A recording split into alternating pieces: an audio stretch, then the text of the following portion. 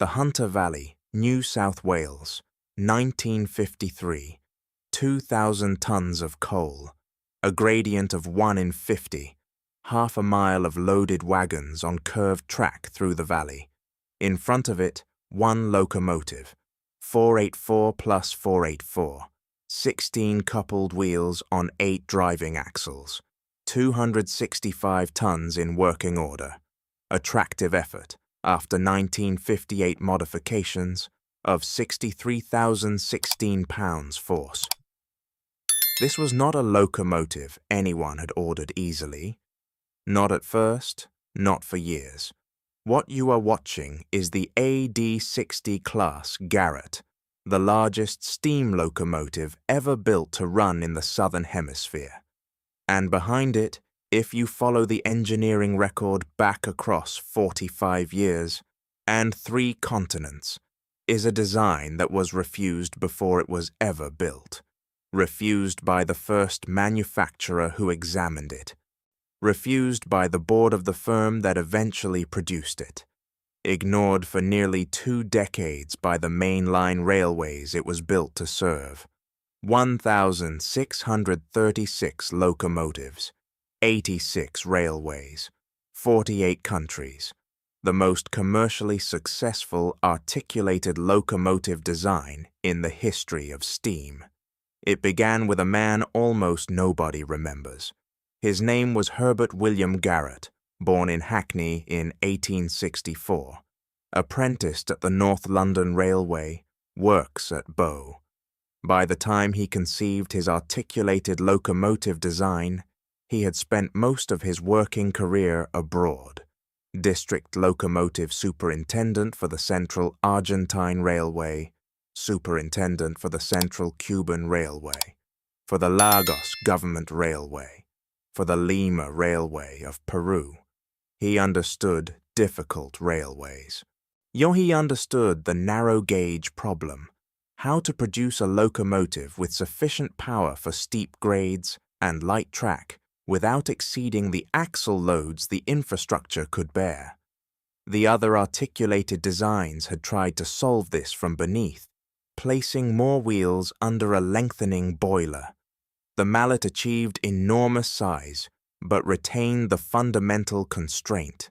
The boiler sat above the driving wheels, limited in diameter and great area by what could fit within the frame. Garratt's insight inverted the relationship. He had observed a bogie well wagon, a low loader carrying an oversized boiler, negotiating sharp curves in a Scottish works yard. The boiler moved freely because it sat between 2 bogies, not rigidly above one. The boiler and the engine were separate things. They did not need to be on the same frame.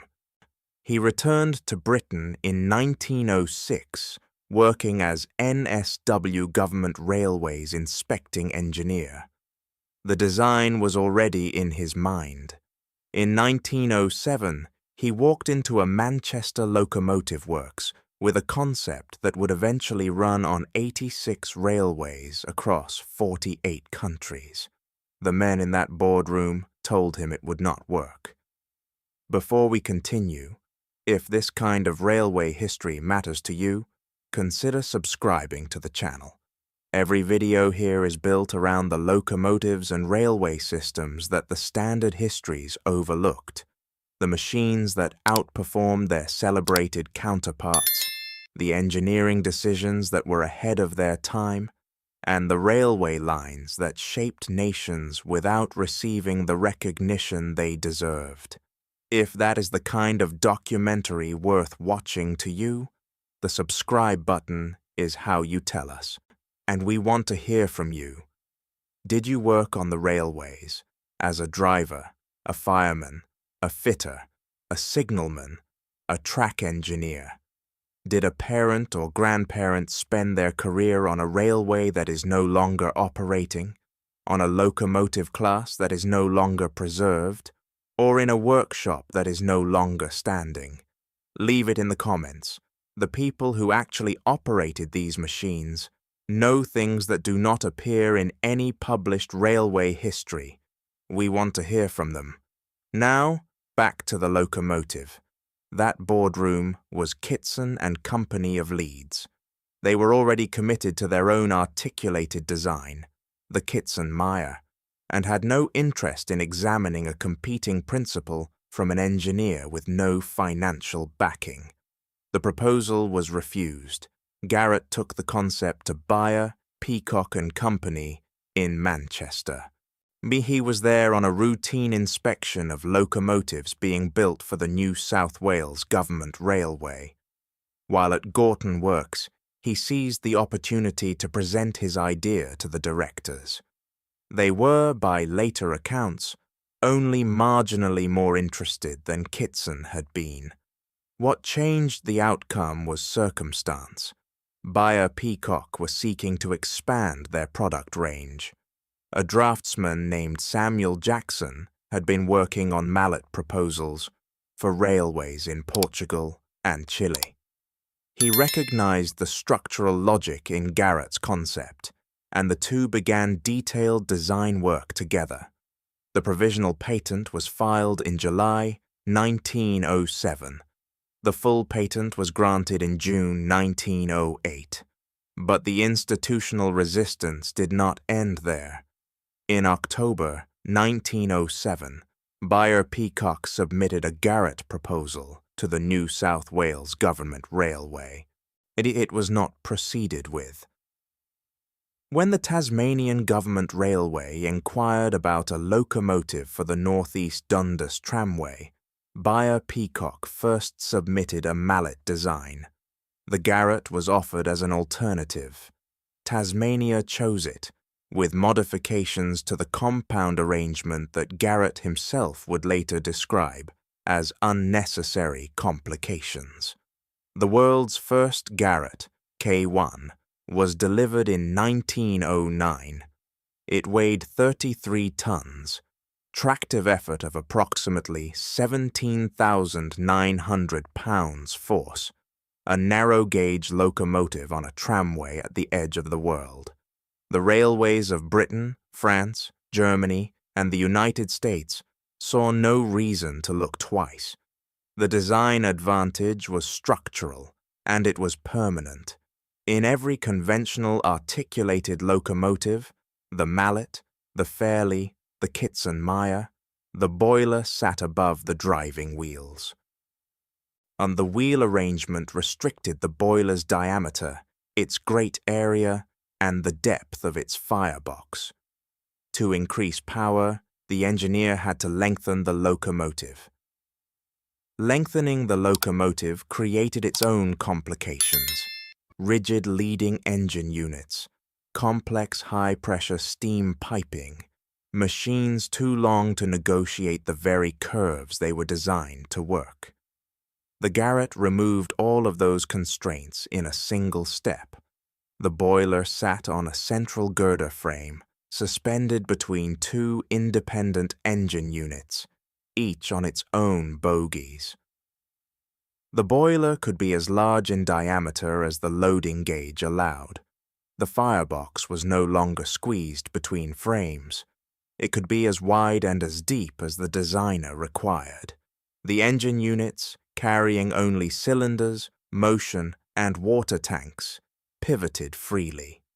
The result, twice the tractive effort of comparable rigid frame locomotives, on narrower gauge, on lighter track. Around curves no mallet could safely negotiate. In 1921, the South African Railways conducted comparative trials on the Cape Gauge network.